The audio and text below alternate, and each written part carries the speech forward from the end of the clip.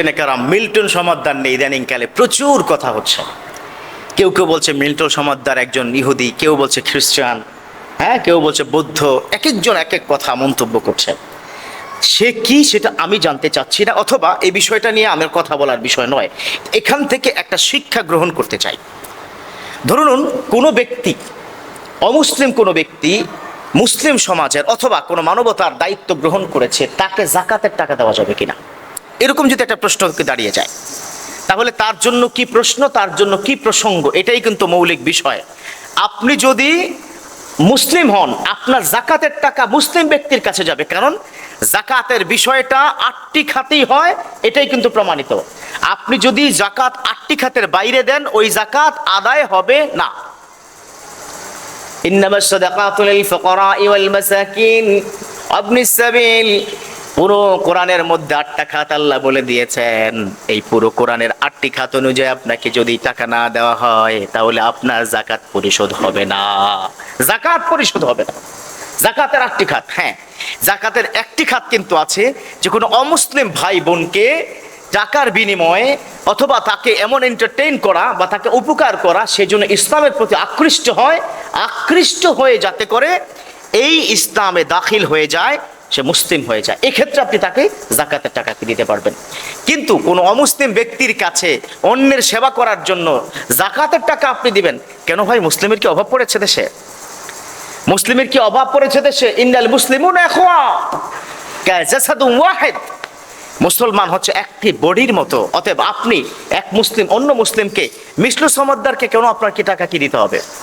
এই ধরনের অনেকেই ভিন্ন ভিন্ন স্টাইলে প্রতারণা করছে, বিভিন্ন ভিডিও দিয়ে প্রতারণা করছে।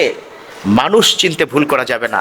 আরে ভাই, একজন মানুষের মুখে কি দাড়ি নেই, নামাজ পড়ছে কিনা তার কোনো ঠিক নেই, আল্লাহকে ভয় পেয়ে কিনা তার কোনো ঠিক নেই, ইসলাম প্র্যাকটিস করে কিনা তার কোনো ঠিক নাই। আপনি তার কথায় হুমড়ি খেয়ে আপনি টাকা দিলেন, টাকা কোথায় গেল চিন্তা করলেন না? কাল কিয়ামতের ময়দানে সেজন্য আপনাকে আল্লাহ ধরবে। বিশ্বনবী বলেছেন, আস-সাদাকাতু তারুদ্দুল বালা। দান সদাকার মাধ্যমে বালা মুসিবতটা দূর হয়ে যায়, কিন্তু আপনি কোনখানে দান করবেন সেটা আপনাকেই চূড়ান্ত করতে হবে। আপনাকে দেখতে হবে মানুষটা কেমন, এ ব্যক্তি টাকাটা নিয়ে সঠিকভাবে আদায় করবে কিনা, সঠিকভাবে সঠিক পাত্রস্থ সেটা করবে কিনা, সঠিক হক আদায় হবে কিনা, সেটা না দেখে কাউকে টাকা দেওয়া যাবে না। কাউকে টাকা দেওয়া যাবে না, না দেখে না বুঝে। আরে লোকটা সিগারেট খাচ্ছে, লোকটা নামাজ পড়ছে না, মুখে দাড়ি নাই, কিন্তু আপনার কাছে সে এমন ভাবে এমন স্টাইলে ভিডিও করে জাতির সামনে দিচ্ছে, উঠতেছে 50 লক্ষ টাকা, দিচ্ছে 5 লাখ টাকা। হারাম। ওই টাকা যারা দিচ্ছেন না বুঝে না জেনে, কাল কিয়ামতের ময়দানে আল্লাহ আপনাকে ধরবে। There is no doubt about it. You have to stay in front of Almighty. You have to stand up. আপনাকে আল্লাহর সামনে কি দাঁড়াতে হবে। Almighty will ask you about this matter. Why you have given this one? কেন তুমি এটা কি দিছো, কাকে দিয়েছো? মিল্টন সমাদ্দার সে কে? সে কি নামাজ পড়ে? সে কি ইসলাম মানে? তার মধ্যে আল্লাহর কি ভয় আছে? যার মধ্যে আল্লাহর ভয় নেই, যার মধ্যে ইসলাম নেই, সে ব্যক্তি 1 কোটি টাকা নিয়ে কিন্তু 10 লাখ টাকা দিবে, বাকি 90 লাখ টাকা পকেটে নেবে। এটাই চূড়ান্ত। So if you want to give something, you have to justify first of all, and then you should give.